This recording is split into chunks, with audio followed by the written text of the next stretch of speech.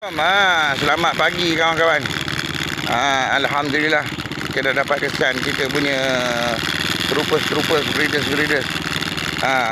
Ustazlah, troopers hari tu saya tukar pada lembu lagi. Jadi. Troopers pada lembu. Ayat dalam Quran tu Ustazlah. Kau tolong tunjuk dekat mana boleh tukar benda tu. Sebelum pada tu trooper benda ni dah ada dah belum pada tu kan, yang pasal pusaka apa benda tu kan, ayat penukaran tu apa benda tu dalam hadis tu dekat mana insya-Allah.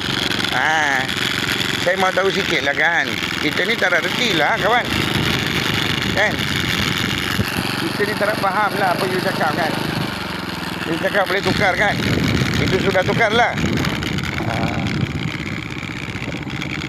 You mana di BC punya itu dah ini.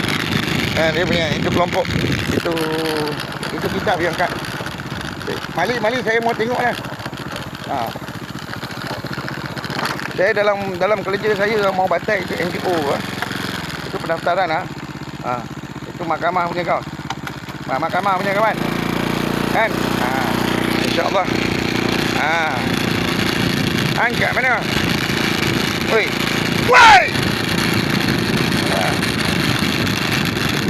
Bagi tahu Ustaz. Kata sarjan setakat sarjan. Kita pakai sarjan. Ni nak bagi tahu dekat sebelah Melayu hari tu dia panggil CO kat saya dekat situ. Kata B3. Okey, kita bagi B3 buat. Okey. Nak tahu sikit. Dalam ayat Quran tu Al-Baqarah tu An'am tu tak ada. Surah dekat mana? Yang boleh tukar tu, yang Pak Mat ni boleh ambil kayu je saya belah ni dekat depan balai poli Lancang ni. Yang pakai lancang ni boleh dia ambil buat kandang dia. Dan dia boleh curi pula lembu saya pasal dia punya sembang. Saya berniaga nasi lemak tahu kat situ tahu dengan mak mentua saya. Dan macam mana pula boleh cerai pula. Kadi mana, mufti mana yang boleh menjatuhkan tanpa saya sebut.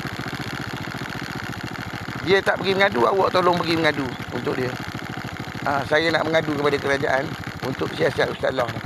Okey, terima kasih. InsyaAllah aktiviti dia.